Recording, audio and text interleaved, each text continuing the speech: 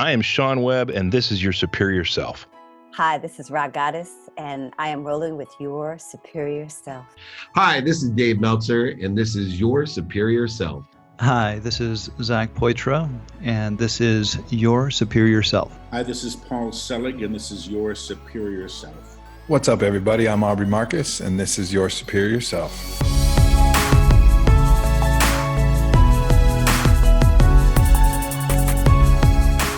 What is up, Superior Nation? Welcome back. I'm Trey Downs, and this is Your Superior Self. Thank you for taking the time to download. Thank you for taking the time to hang out with me today. This is going to be a really an amazing conversation because I have Blake Bauer joining the show, and we talk about everything, really: consciousness, suffering, past life regressions. Did I say consciousness? Yeah. I mean, how many of us try to go externally and find the higher self, the true self?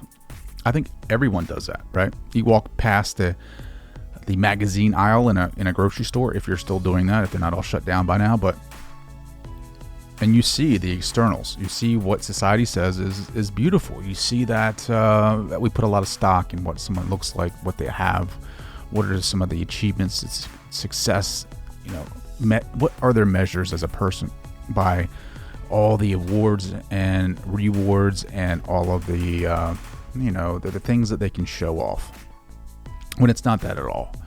We talk about that in the episode. We talk about you have to go inward to find that true self, that higher self, to expand your consciousness, to increase your consciousness, to really understand that this world, this universe is ever loving.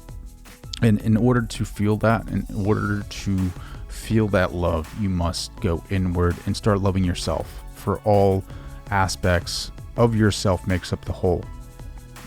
And you have to love the shadow too. You have to love what you aren't proud of. You have to love the ego, even though the ego is a son of a bitch. And constantly telling us that we're not good enough, that we have to go out and we have to achieve these goals, that we have to take on added pressures, because if we don't do this, we won't get it done. And if we don't get it done, we won't be accepted. If we're not accepted, we won't be a part of the masses. If we're not a part of the masses, we won't be a part of the whole. And it's not true. Inside of you, if you can find that contentment, if you can find that bliss, if you can bliss out on the power that is inside of you, there's no other need in this world. And if you can get to that, that's where all of the religious texts, the mystical texts, tell us to go inward. And it's hard to understand that. It's hard to get there because of the brain, the ego. Think of the ego as the ocean. I don't want to say the ocean. Think about your thoughts as the ocean. And everything that goes through your head and through your mind, and how you can never calm the ocean. There's always going to be waves. But the deeper you go, the more calm it can be. And in those depths, you'll find the true self. It may be at the very bottom where it's dark and you have all those weird fish that are like light up and they're like scary as shit, but if you're brave enough to go down there, if you're brave enough to look at yourself completely, not just the surface, but deep inside of you, to unmask that subconsciousness, to unmask that area of you that has been through war with life, and accept what you see, I think that's the start. That's where you are able to walk through that door of enlightenment. And that's where you find the higher self. I am right there with you. I am knocking on that door, trying to bust in. And I'm getting there. I'm not there yet. I'm still learning. But just to show you how amazing this conversation is, here's a little clip. As you could tell from what I shared with you, I read all these books. I went to all these teachers and these masters, and I went to all these schools. And so I was seeking the truth, and I was seeking these answers outside of myself, and I was seeking someone who embodied what I intuitively or instinctually felt was the highest manifestation, or a true manifestation of this instinct that I had. And the truth was is that I had to become what I was looking for. And I think that that's a big lesson for us, is that we have to become what we're looking for, instead of like a bird that continually flies into a window and hits the window and hurts itself because it doesn't see the window. I think we all keep doing that. We keep looking outside of ourselves for the answers, for love, for happiness, for approval. And I just am too familiar with the suffering that comes from that habit. And I would like to help as many people as possible break that habit. Break that habit. We're doing just that here today. We are trying to help as many people as possible. Make sure to share this episode. Make sure to help others by buying this book and gifting it to them. It is titled You Were Not Born to Suffer. He is the author of this book. It is an international best-selling book, and I promise you, I've listened to it. It's game-changing. It is life-changing. It will help you become more aware. It will help you understand exactly, maybe not exactly, but help you start to realize what we truly are inside. And that is enough right there to just start down that path of self-enlightenment. You have to buy this book. And after you buy it, go to yoursuperiorself.com. Let me know your thoughts on it. Reach out to me. I want to hear your story about your journey and what you're up to and how you're becoming your higher self and how you're finding that. How are you going inside of your beingness and finding the answers that you never thought were there? I mean, I'm doing that right now. It's incredible. Highly suggest it. And you can go over to Facebook, check me out over there. I got a Facebook group, Your Superior Self, that's dedicated to this podcast and helping those become conscious of their higher selves and push you in that direction of finding out more about what's inside. And I also have I just started it, like a book club, I guess, inspired by the great Oprah. I just think it's important that we kind of stay together as a community. And, I gave you the literature that has inspired me to pursue some of the methodologies or modalities of consciousness. And I guess the next one coming up is going to be pretty wild. It's actually by Dr. David Hawkins, Power versus Force. And that's going to be the next book that I challenge my audience to listen to or read, because it's been an eye-opener for me about the levels of consciousness that are out there and how to obtain that, or maybe find the truth to that and find out how we can get there. So without further ado, guys, this is going to be a powerful interview. Thank you guys so much for downloading. Here is my conversation with the great and powerful Blake Bauer. Hey, everybody. This is Blake Bauer, and this is Your Superior Self. Perfect, man. What's up? How are you, Blake? Thank you for joining the show. I'm excited. I was looking at your one sheet, and my friend, you have quite the story. Thank you, brother. I'm well, and I'm looking forward to our chat. So why don't you give everyone like a quick background? I know it's kind of hard because you have an amazing story, but go ahead and lay it on us. Well, Trey, it's obviously a loaded story, but the work that I do in the world now came from a lot of deep psychological and emotional suffering as a young man. And to cope with my mental and emotional pain as a teenager, I got heavily into drugs and alcohol and became quite out of control. And by the time I was 18, I was arrested a number of times for drug possession. And then at the age of 17, I got a very bad DUI on pharmaceutical pills at the time, a lot of cannabis or marijuana, and a lot of alcohol. And a lot of people do in their teenage years, in their 20s, I was partying a lot, and I just had an extreme personality and an addictive personality, really because I was running from a lot of mental and emotional pain from my upbringing and my family life that I never learned how to talk about or deal with. And so in high school, I played sports, and I was a football player. and I was captain of the varsity football team with my two best friends, and we were all going to go play college football. And I got this horrible DUI, got kicked off the football team, lost those opportunities to go to college and play. And at that time in my life, that was my ego and my identity. And I completely sabotaged everything that I cared about and everything that I identified with. So I went from being and feeling very invincible and very arrogant to being very insecure and tortured psychologically and lost and confused. And so it was a hard place to be at 18 when you're feeling the pressure of trying to figure out what to do with your life. And, do I go to school? Do I work? Do I go in the military? There's all these huge life choices that we're presented with around that age. And for me, I didn't feel any lightheartedness around it. It was very serious for me. And I was struggling. And so from 18, because I was waking up every day very tortured mentally and emotionally and just totally lost, I had no idea who I was or what I wanted to do with my life, which made the pain even worse and made my insecurity and my anxiety even worse. I moved forward just wanting to answer two questions. And those two questions were, how do I heal myself? How do I free myself from this suffering?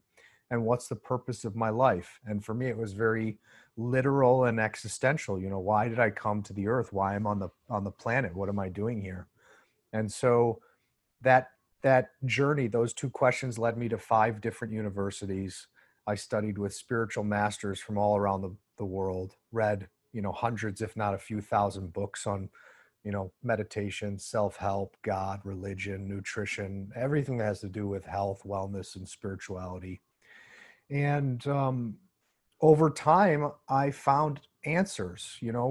Over the years, I felt better. I felt more clear. I found peace. I learned to train my mind in meditation. I learned about how to eat right and how to exercise right and in a healthy way. And then the deeper I went down the rabbit hole, the more of an understanding I developed into the root causes of physical illness and mental and emotional suffering. And I got to a point where I had some clarity, some epiphanies, where I could see basically that most forms of disease and suffering develop in the body as a result of us never learning how to love and value ourselves as children. And the self-destructive, unhealthy relationship that we develop to ourselves at a young age in our thoughts and in our emotional life really lead to all our problems. And I could outline, from my studies, I could outline how that actually happens biologically. So, logically on a cellular level in the body, then emotionally and mentally on a more, metaphorical level, how disease develops in the mind and the heart, and then causes all of our problems in life. And so I was 24 years old and I was very naive and innocent. And I thought, I just want to help as many people as I can. And that the next thought was, how do I do that? And the next thought was, I'll write a book. And so I had this very naive idea to write a book and had no idea about publishing or the publishing business and what publishers want or look for. And so I was rejected by over 100 agents and publishers. Nobody took me seriously. I was, 24, 25, 26. What does this kid know about life and these major life lessons and wisdom? And so nobody took me seriously, which was frustrating and heartbreaking. Eventually I self-published my book. It became a #1 bestseller as a self-published book. I then sold it to a traditional publisher, and now it's an international bestseller in 10 languages. And I've been lucky. I've helped over 100,000 people now in my life, and I get to just be real. Like I can tell you, appreciate, just no bullshit. And let's cut through and get to the root of this so that you can have a better life, because what else matters? Sure. So I think you're lucky, man, because so when did you ask those questions? Like, was it 24 or was it 18? Like you had these two ideas of why I'm here and what am I here to do? Like, was it at 18? Man, 18. dude, like that's so lucky of you. Like, to have that like that spark, that kind of awakening, right? Like that idea planted in your mind. Like, so who did the idea, the question, like pop in your, like, did it just pop up one day, or was it like influenced by something? No, it was just pain. It was just the Just the pain pain. of, yeah, I felt, I stopped drinking. I stopped getting high the second half of my senior year of high school. But all my friends, were still doing their thing, partying, getting ready to go to college. Whereas I was waking up every day, tortured, contemplating not being alive, very confused, Mm-hmm. ashamed that I felt all these things. Then I had a girlfriend, and because I felt so horrible about myself, I pushed her away. I hurt her. So I basically just sabotaged everything that I loved and cared about and had no idea how to talk about it. So I was going through so much in myself and just kept it in. And so those two questions began driving my daily life at 18 because I was like a sick animal. I was desperate. It wasn't just like, oh, I'm not not okay. I was waking up every day totally not okay. Just in So suffering, total suffering. And then you have these questions, and that led to 5 universities, and different studies. Like, so when you're 20, well, I guess you're coming out, I guess in college, you're like 21 ish. Like, what philosophy, like, really roped you in? Like, what was it that, obviously you're studying a lot, but like, what did you identify the most with? Well, so I got very into yoga, and I'm Hmm. sure you can relate. As a football player, I was very much into my body and my muscles, and I had built up this huge armor, around my heart and around my vulnerability as a guy. This was like my psychological ego was manifested in my physical body. This huge buffer between me and the world. And I actually herniated 2 discs in my back at the same time around this time, and it was absolutely horrible. But it led me to yoga and acupuncture and different approaches to my body. So yoga became very powerful for me. But what really changed my life was meditation. So when I was 18, I'm waking up tortured psychologically.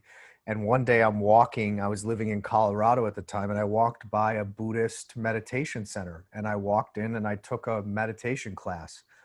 And at 18, I learned to sit down, focus on my breathing, feel my body. And when my mind began to wander, or all the voices in my head were so loud, I learned to come back to my breathing and my body. And I became addicted to practicing meditation every morning because it was the Hmm. only thing that gave me any relief. And so I'm not a Buddhist, but the teachings of the Buddha, and then I got into Taoism, were very, very powerful for me at 18, 19 years old. What are you now? Like, what Just a would you, human being. well, Yeah. that's what I shouldn't say that. I agree with you 100%, man. Yeah. Just trying to find, just that, where I'm at now, like, I'm totally 100% with you. Like, I'm just a human being. I'm in that beingness, right? Like, just trying to be, and like recognizing the ego when it comes in, like falling asleep to the ego. And I'm just saying this because I've been thinking about this all day. I go for a run in the morning, which is my meditation. I allow my ego.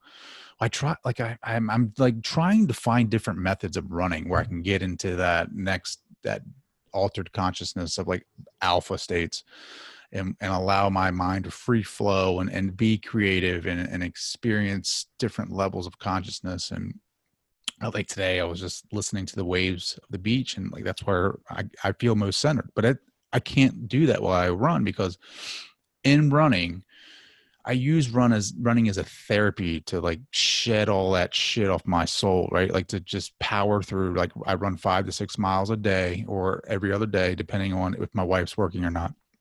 And I use that as a therapy session to just get all that filth off me, to purify me for the day. And I was trying to listen to the beach today. I was like, man, this is not working. I don't know what's going on. Like, some days I feel good. Like, I try to be in the moment, like try to experience God where I'm at, like looking at the leaves, looking at everything, and just, but then the ego comes in, and it's like, starts thinking about the past and the future. And it's like, you got to do this. You got to be back by this time because you got to be at work at this time. And it's not being centered in the moment. And where I find I should say where I find God, where I find myself, where I find that beingness is in the moment, right? Like being right here with you, being able to be connected, like the eternal whatever is right here. Like we talk about, the past and the future, like we have no ability to change any of that. But right now in this moment, we can affect it 100%. And the ego messes me all the time, dude. I don't know how you get over it, but like falling asleep to that, like meditation, like you were talking about the voices, like it's all the time, like being 18 and being able to meditate and experience Buddhism and read that and understand it a little bit. Like I'm 37. I don't know how old you are, but I'm probably like 2 years into my journey, into my humanness, and it's taking me down different rabbit holes. And I totally agree with you about diseases and our bodies and how our fears generate a lot of that. Like I think this pandemic, it might sound a little crazy to some, but I think the world and our thought processes has brought this upon us. I think a collective thought process has generated what is going on externally right now in our world. I think, a lot of the negativity that's been going on, a lot of people are always talking about, this is just my theory, take it for what it is. But like, I'm not happy with my job. I don't, everyone was on go, go, go, go, go, go. And it was like the collective thought process generated this pandemic was like, all right, well, guess what, man? You don't like going to work? Well, guess what? You're not going to fucking work and you're not going to school either. Cause here we go. Boom. And now we're kind of like seeing a huge shift in our culture. We're seeing a huge shift in a lot of different things, like, I don't know. What are your thoughts on that? Yeah, I agree. I think we are definitely in the middle of a major wake-up call. So I think you're spot on. And um, I didn't mean to like throw you off or anything like that, man. Like I just went no, deep in like 6 seconds. Like I just been, I don't know, dude. Like I have a long commute and like I'm knee deep in Audible. Like Paul Selig just came out with a book. I don't know if you know who he is or not. He just came out with a I book. do know Paul Yeah. personally. I've met Paul a few times. Yeah, Yeah, man. We hung out a couple times and Paul's a great dude and his book Alchemy just came out and it is bonkers. Like it is just amazing. And I can identify with it so much. And so I've been not listening to it, but reading it nonstop and reading a couple of interesting texts. I need to read your book. Get a hold of that bad boy. But Robert Monroe, I've been reading that quite a bit, and yeah, I think we're on the same wavelength, man.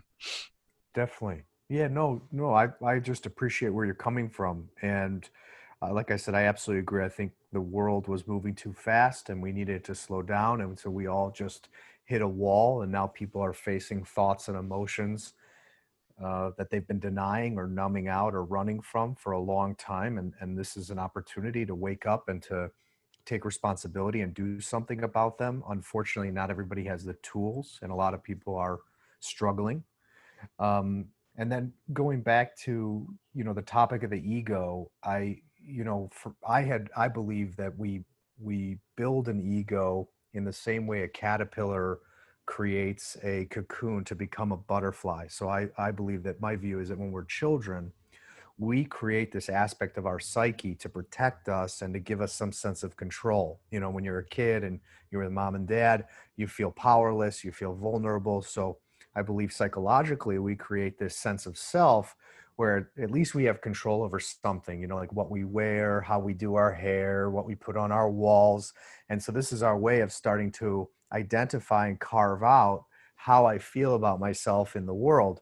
And so I found in my own healing journey, and I think it's the most useful mindset in our healing journey, to look at our ego as a aspect of our psyche or ourselves that we developed to protect us. So it's not bad. I think a lot of people get in trouble because they call the ego bad or evil or wrong. But if you think in terms of, does the universe create anything by accident? And if you believe in God, does God create anything by accident? And so if you frame it in this sense, I've always been attracted to the idea of developing unconditional acceptance and unconditional love for myself, which means I would have to accept all parts of me, even my ego. So how can you accept and love yourself 100% if you don't accept and love your ego and understand the purpose that it has served for you? Mhm. And so my understanding is, my view is that we create the ego as an act of self-love when we're children, in the same way a caterpillar creates the cocoon to become a butterfly.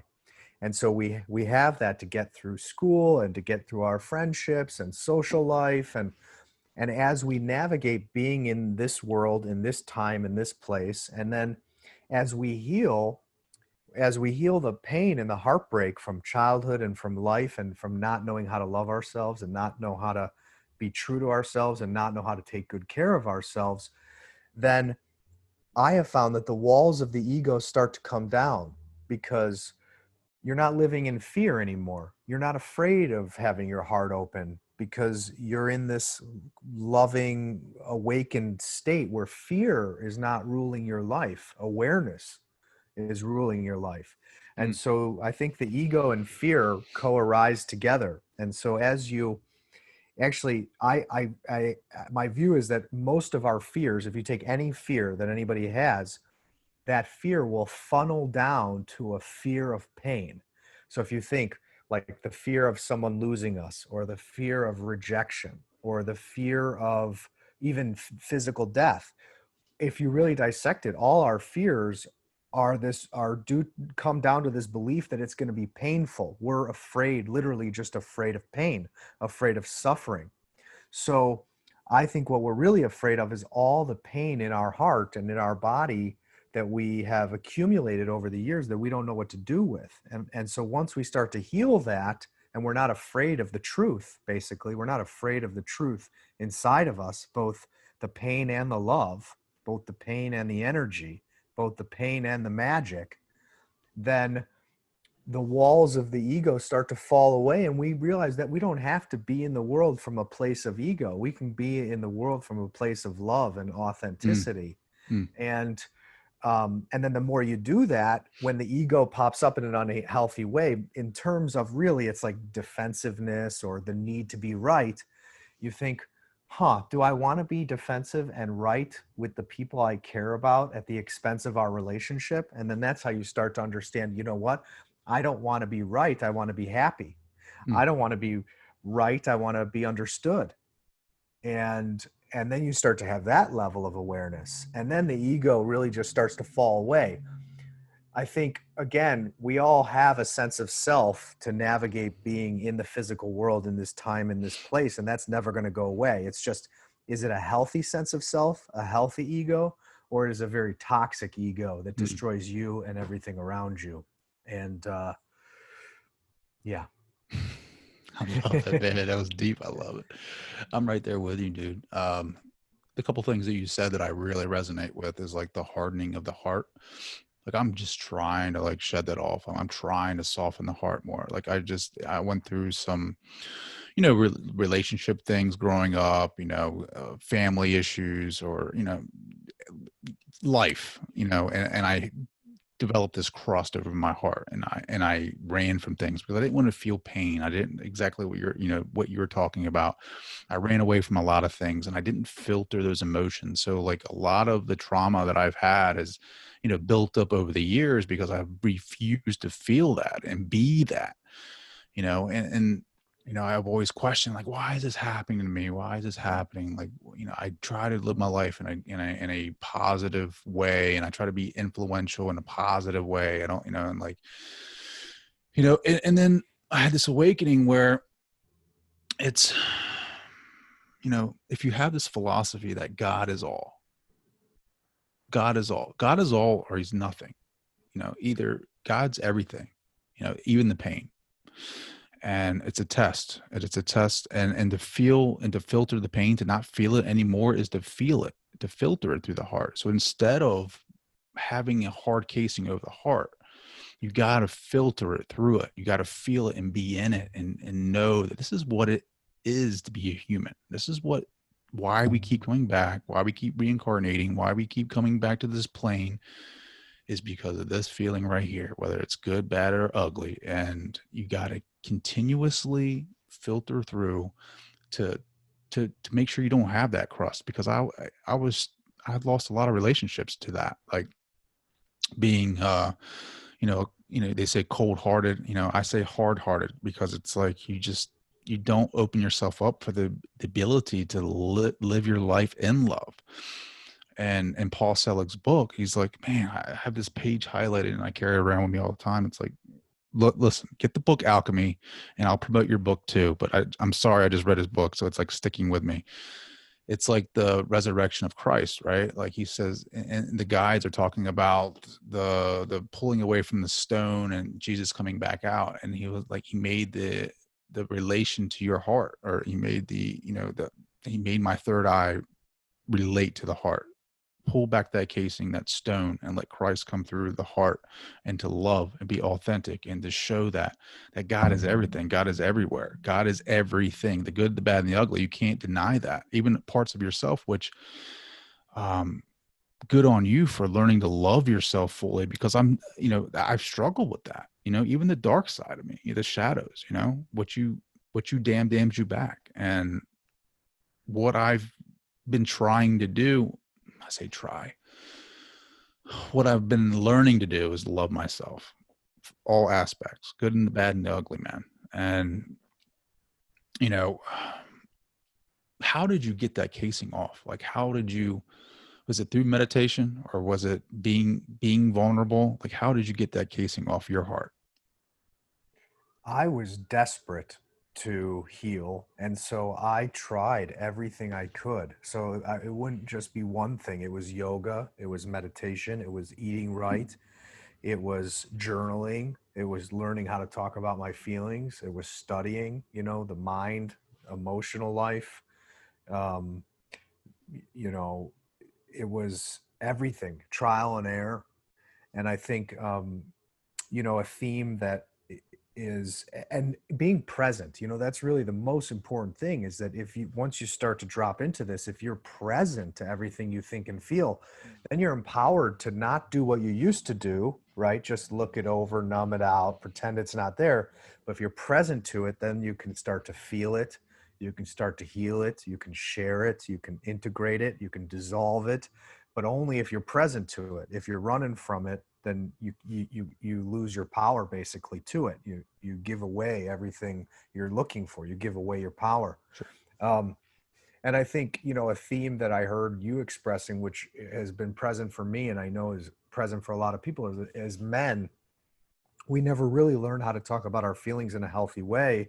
And we all grow up with this idea that to be a man, and to be an attractive man and a strong man, that you're stoic and you don't get emotional. And then it's ironic, because we live in this age where the new age is, popular, and a lot of women do a lot of personal development work, and they'll say men aren't doing it enough, and they'll say they want a man who's emotionally intelligent, aware, and sensitive, and talks about their feelings. But then yet, if a guy sometimes gets too sensitive or too vulnerable, a woman doesn't know what to do with this. So there's a lot of confusion and a lot of mixed messages. And so a lot of guys really don't know what to do with their feelings, because our dad's generation, they did not talk about anything, bro. You just exactly. And so our generation is the first generation that's really getting into emotional intelligence in this way, and I think in a really big way.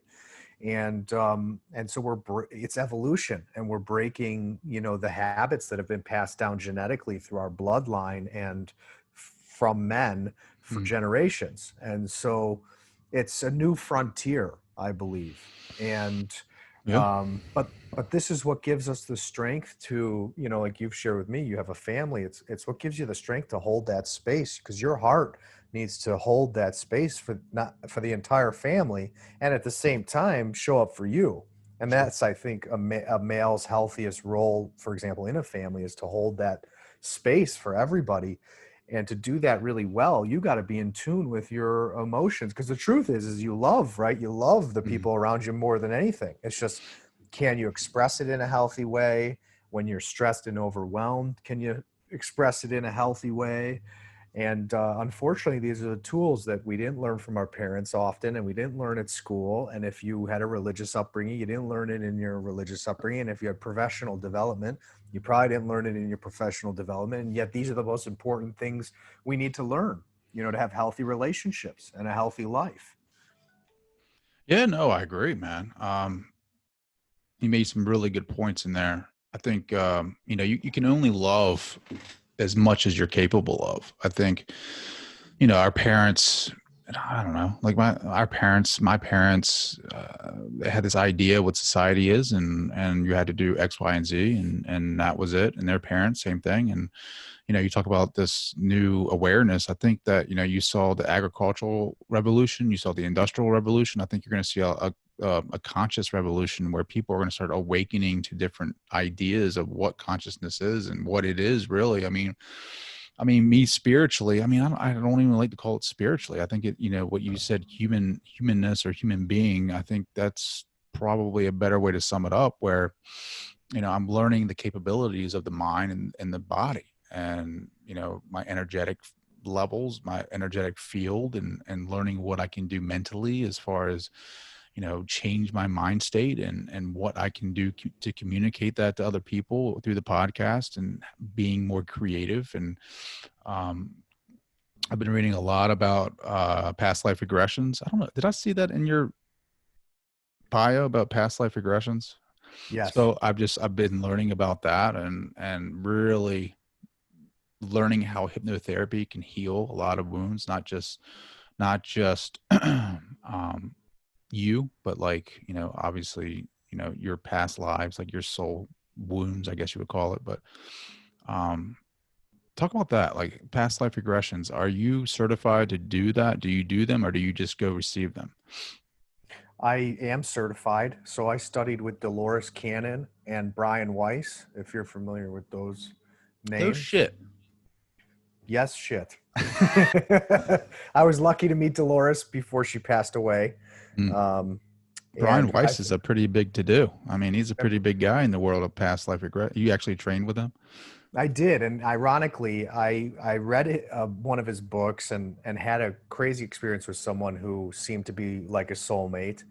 And I went to see him in Chicago, and it was a conference, and I was walking into the men's room to, take a piss. Mm-hmm. And I had a vision of him walking into the bathroom too. And I didn't know if it was just wishful thinking. So I'm standing there at the urinal, and Brian walks in and I look, and he unzips his pants next to me, and I look at him and I smile. He looks at me and smiles. I said, Brian, I got to tell you, I saw this happening before you walked in. And he just laughed. And so we had a conversation. This was in the middle of one of his seminars. We had a conversation while going to the restroom, and I, got to share why I had come, to see him. And so yes, I'm very familiar with him and very familiar with his work. So where I've come to in my understanding of the concepts of past lives is I don't really feel the need to talk about them very much, because everything that is relevant is present in your life right now. So every habit, every wound is here right now in your thought habits and in your emotional habits and in your physical habits. And then all the lessons that your soul is here to learn in this lifetime and didn't learn in past lifetimes is present right now in the situations that you're experiencing right now. And so I think it's really cool and it's really interesting to think a lot about past lives, and because really we just imagine a lot of different possibilities, and sometimes we have an experience where we feel 99.9% or 100% like we had that experience in a past life. But even so, the moral of the story and the most important thing always boils down to, are you getting the lesson now? Are you mastering this life lesson, this soul lesson now? And I see every lesson as within the context of, we basically have come here to learn about love and to enjoy being on the earth. And in order to enjoy being on the earth and learn about love and literally bring love into the world as much as we can, we have to master learning how to love ourselves unconditionally. So to me, that's what every lesson boils down to. Like every relationship, every lesson is, am I loving, valuing, honoring myself 100% in the healthiest way? Because that then renders me capable of loving my children, my partner, the people in my life in a healthy way, keeping my physical health strong. So everything really boils down to that, so that I'm not creating regret, and so that I respect myself for how I live my life, for who I am and how I am. And so even if you do believe in past lives, it still all boils down to, are you mastering the most important lessons that we as human beings came here to learn, and as a soul that you incarnated to learn? Why did you come to the earth school? If you keep coming back, why are you coming here? Because you want to enjoy being here, because this can be the Garden of Eden. This can be a heaven on earth if you're not in hell psychologically and emotionally.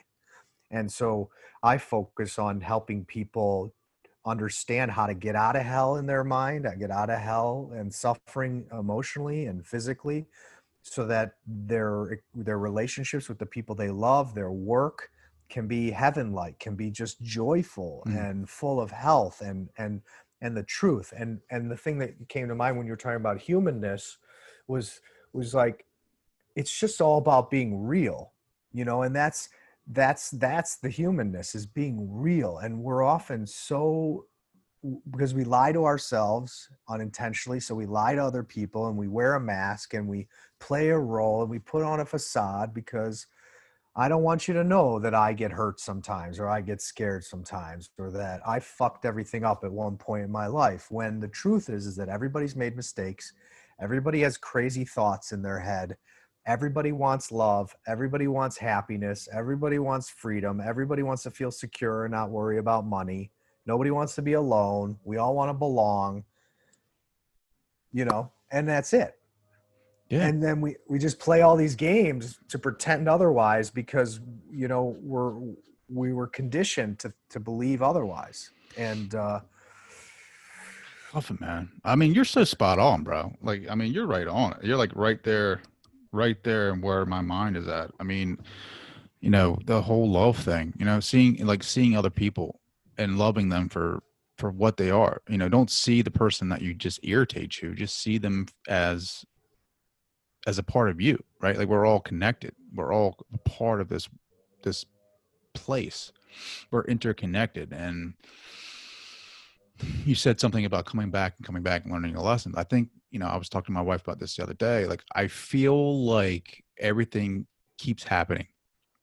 Like, when I say things are a test, I think that things just keep reoccurring until you pass it, or until you learn from it. Like, things will just continuously happen, maybe not back to back, but you'll see it, throughout your life, where the same situation pops up, and it's testing you. It's the universe testing you and seeing how you're going. All right, well, you fucking fucked up last time, like you failed it miserably last time, regardless of what your choice was.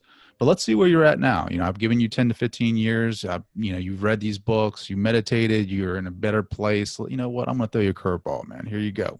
Boom. See how you do. And then if you, hit a foul ball and you didn't really necessarily pass the test, but you made contact, you're like, okay, all right, well, let's give him a little bit more time and a little bit more development and see where he's at a couple of years from now. And we'll do the same exact, it just keeps happening. I see it in my life all the time. And I think a lot of people, I say that, right? And I'm going to give you an example. And I see this a lot in friends and people that I know is, with like, I don't know why it's been recently, but like marriages, right? Like people seem, or even relationships. I've seen this quite a bit in friendships. People will throw that away just because of the person that, whatever, it's not working out for them personally. And they're not loving to the fullest. They're not loving that person to the fullest, whomever they may be. They're thinking, selfishly about, they're not meeting my X, Y, and Z, whereas you guys aren't on the same wavelength about communication. And then also it's like, it's also a test. It's like, Are you committed enough to have an actual relationship with someone that you're going to be committed to in the long term?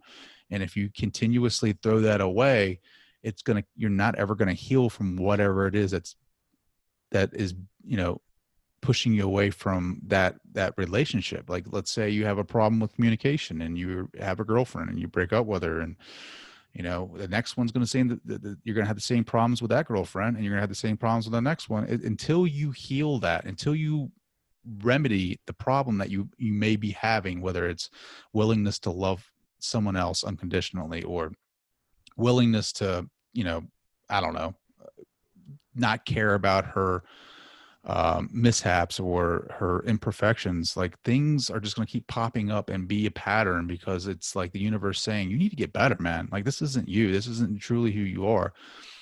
And I see a lot of people throw away relationships because they aren't ready to deal with that. And then they think that the next one's going to be better, when in fact it might be better for a year or two. And then next thing you know, boom, something happens and triggers. And now you're back at square one, and you're like, I can't do this anymore. So I'll throw this away too. And then I'll get another one. And then it happens again. Very common. I agree with you 100%. And it's like, I don't know why, like, I'm seeing it more now. Maybe I'm just kind of, I don't know. Like, I just feel like it's happening. Like, I can just see it. And I think, just talking about relationships and the universe, I just wanted to get that out there. Like, people start realizing, hey, look, you might not be in the best relationship with your father or your mother or your wife or your girlfriend or your husband or boyfriend, but it's like, see them not from your standpoint, not from you, but like, see them from how God would look at them. Like, see them like as a kid, see them as like, them growing up and going through their trauma, through all the things that they've been through, and see them as that kid and be like, man, you know what? Cut them some slack. Like, they grew up in life, and they experienced all these different things, and they're just like you. And I try to live my life by this, like, in remembering that you can only love as much as you're capable of. So if you're not feeling loved enough, it's probably because something happened in their lives where they can't get past that. They can't get over that hump. They can't get over that barrier. Help them, just see them as God would see them. I'm just saying, like, I get up in the morning, my wife's, the other morning, she's like, has a cold or something. She's all laid out with, tongue hanging out, snoring. And it's like, but I love her. You know what I mean? Like, you love them through thick and thin. And even in the worst times when you guys are arguing, realize that that's, you guys are having an argument about, who knows, something probably stupid, that the egos have decided that this is important in the moment, and it's not. Just take a step back, be emotionally intelligent, being like, her head is just, probably telling her some shit that's not right, but you know what, man, just let it go. Just see the thoughts come at you, let her, yell at you, scream at you, and just realize, you know what, she's probably right, but just love her, see her for, see her as that little girl, and be like, you know what, she grew up with some shit in her life too, and I'm just going to love her, and we're going to move forward. Absolutely. Yeah, no, I think that's beautiful. And I think in that context, if we can look at our relationships as though, like, what's the purpose of our relationships? Well, in my cosmology, the purpose of our relationships is to teach us about love and to teach us about what matters. And and so I think we come together with people to learn about love, to learn about forgiveness, to learn about communication, to learn about honesty, to learn about trust, to learn about sharing. These are the lessons that are present within our relationships. And forgiveness, I think forgiveness is like a secret and a key to life. You brought up Jesus earlier, and Jesus's parable about you don't have to forgive 7 times, you have to forgive it 7 times 77 times, because we have to become that capable of forgiveness, that capable of seeing that if someone's reacting, they're really coming from pain and suffering, and to have that kind of penetrating insight and that penetrating awareness is actually liberating, because then you don't take it personal, which is one of Don Miguel Ruiz's 4 agreements, is not to take anything personally, because people are just projecting everything onto you, the good stuff and the bad stuff. So it's like, one of those spiritual phrases or cliches that praise and blame are but the same. You know, one minute I'm going to praise you and the next I'm going to blame you. And you want to have a strong sense of self that's not dependent on whether someone's praising you or blaming you. You want to have a center that is coming from love, that is honest, real, vulnerable, and that respects itself because it is honest and kind. And that's really what it comes down to, is being real, but doing it in a kind way and doing it in a loving way. I love And that. I love that. yeah, I try to be in the middle. You know, I try to be in the middle right there where I am not emotionless or, you know, I don't feel anything, but it's like, you know, I try to be conscious to what's going on around me. You know, I'll see other people's, you know, egos or small self, like just, I see it all the time. I see it all the time. Like people are just got to be right. They got to have their opinions. They got to, you know, I see it a lot now, especially what's going on in mainstream, but I try to keep that even keel, like that, you know, not too much, not too little kind of mindset. But then again, we're human, right? Like we get lost, we go to sleep, the ego takes over sometimes, and it's just putting in the work and putting in the daily habits to get you back centered, right? Like you said, meditation. Are there any other things that you do that keeps you centered, like daily habits? yeah, absolutely. So I like to, for me in the morning, besides deep breathing, I love having a walk and having coffee. You know, I like to sit and have coffee by myself. Mm-hmm. I love my coffee, and I love just the time.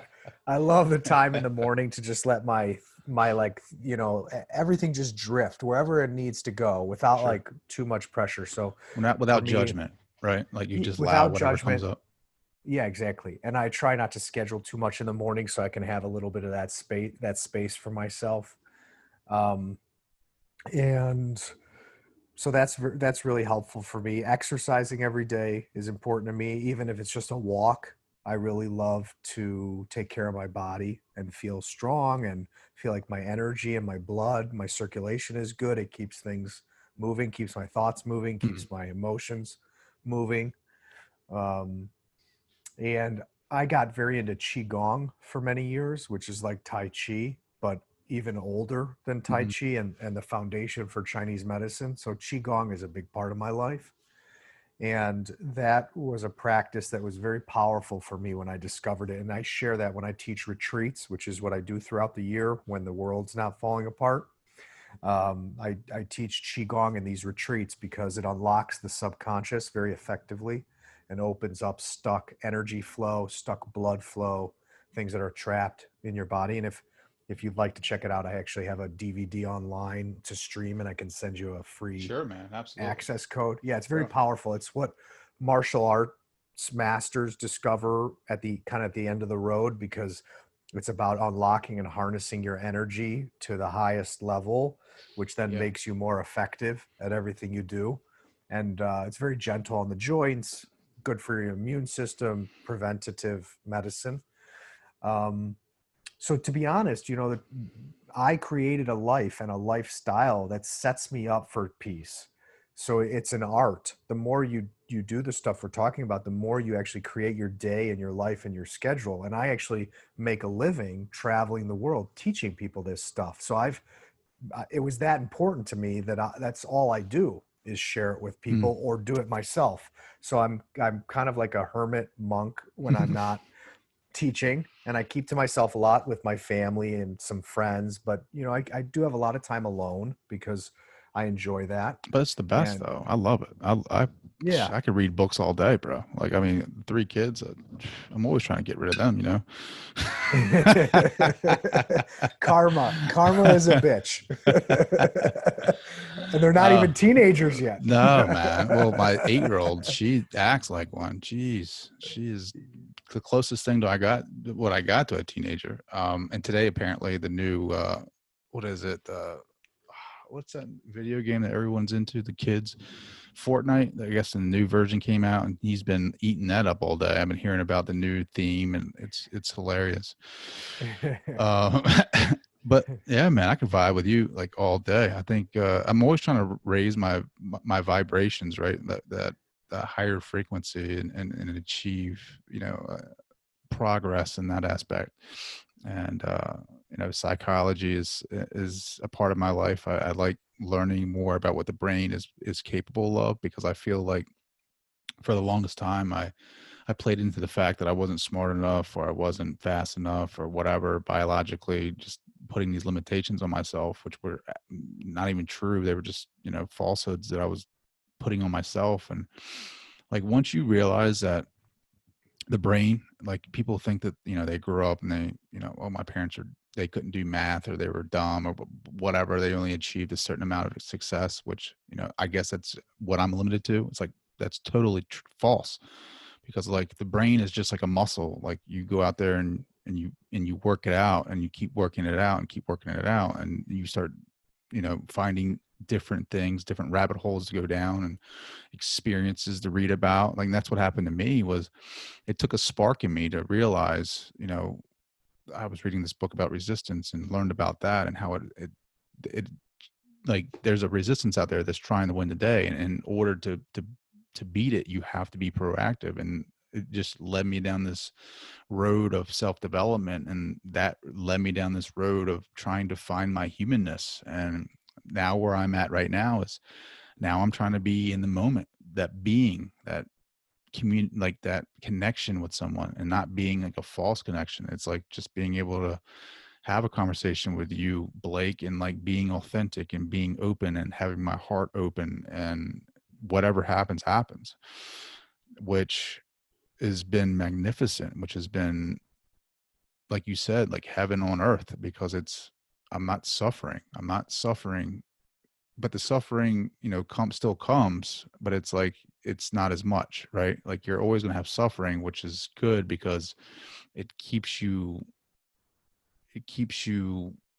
trying to get better, or trying to pass that next test. And, like you said, heaven on earth, like, the more you keep, the more that you find what is true to you, the more you experience that heaven. 100%. But I can talk to you all night. How can people find your book, and how can people connect with you? Amazon. The book is on Amazon. So it's You Were Not Born to Suffer. Very easy to find. I have a website, which is unconditional-selflove.com. And then I'm on social media. So however, if anybody wants to reach out, or, look at my work, it's all there, all very accessible. You on Instagram? I'm on Instagram. I was kind of a dinosaur to Instagram. I was on Facebook and was like, oh, Instagram, that's You still not my got thing. MySpace. We're sitting there hanging out on MySpace. No, I don't have. I never had MySpace. I actually was even late to Facebook. I was like, but in our world today, sure. it's just, it really is amazing. It can be really unhealthy, but it can be amazing in terms of connecting with people all over the world and helping people all over the world. I mean, it really is amazing. You're getting your products out to the market. I mean, even though the ego's looking for that dopamine hit, right? The likes, like, share. What do you want your legacy to be, Blake? Like, when it's all said and done, like, what do you want it to be? What do you want people to be talking about? That's a beautiful question. I love that question. I want to help as many people as I can in this life, just to understand how to love themselves, and how to love, and how to free themselves from suffering. And the reason for that is because it was the most important thing to me, and it is the most important thing to me. And I found on my journey, because as you could tell from what I shared with you, I read all these books, I went to all these teachers and these masters, and I went to all these schools. And so I was seeking the truth, and I was seeking these answers outside of myself. And I was seeking someone who embodied what I intuitively or instinctually felt was the highest manifestation, or a true manifestation of this instinct that I had. And the truth is that I had to become what I was looking for. And I think that that's a big lesson for us, is that we have to become what we're looking for, instead of like a bird that continually flies into a window and hits the window and hurts itself because it doesn't see the window. I think we all keep doing that. We keep looking outside of ourselves for the answers, for love, for happiness, for approval. And I just am too familiar with the suffering that comes from that habit. And I would like to help as many people as possible break that habit. And the other thing is that I studied all the science and I studied all the religions, and I got lucky to develop an understanding that can sift through all the conflicting theories, and that offers a very human path to love and to freedom that's not religious, and it's all logical, but it's not like hard or cold like we were using those terms. It's logical and it's full of love at the same time. And it's both practical and empowering for everybody. And, I feel an obligation I feel I got lucky. I got really blessed. I got really lucky in this life. And I feel like because, Trey, in my hardest moments when I was suffering the most, and also then trying to live a life where I didn't sell my soul, and I walked this path for real, 100%. In some of my hardest moments, or moments where I still had doubt, I would look up at the universe and I would talk to the universe and talk to God. And I would say, please help me. You help me and I will keep helping people. And the truth is that the universe and God has never let me down, has always showed up, has always given me exactly what I needed when I was ready for the next step. And so I feel blessed, and I feel like I've got this agreement with the universe that I will keep just sharing what I've been so lucky to learn with as many people as I can until I leave this body. I'm like lost in everything you just said. I don't even know what I was going to say. That's awesome. Blake, you asked a really good question. I really love that question. Man, dude, that was a great answer. Blake, thank you so much for joining the show. I know what I wanted to say. Shakespeare said, know thyself. The answers are always within. It's not out. We read all these books to try to find our way, but at the end of the day, know thyself, go inward. Absolutely. Blake, thank you so much, brother. Trey, thanks for having me. It was wonderful. I want to say thank you to Blake for joining the show. I want to say thank you to you, the audience, for downloading this episode. Please leave a rating and a review wherever you get your podcast from. It helps me scale this and helps me get those who may need it the most. I hope you guys have an incredible week, and I hope that this has helped you raise your consciousness one step further to obtaining just knowledge about who you are. Guys, thank you so much. Have a good one. I'll talk to you later.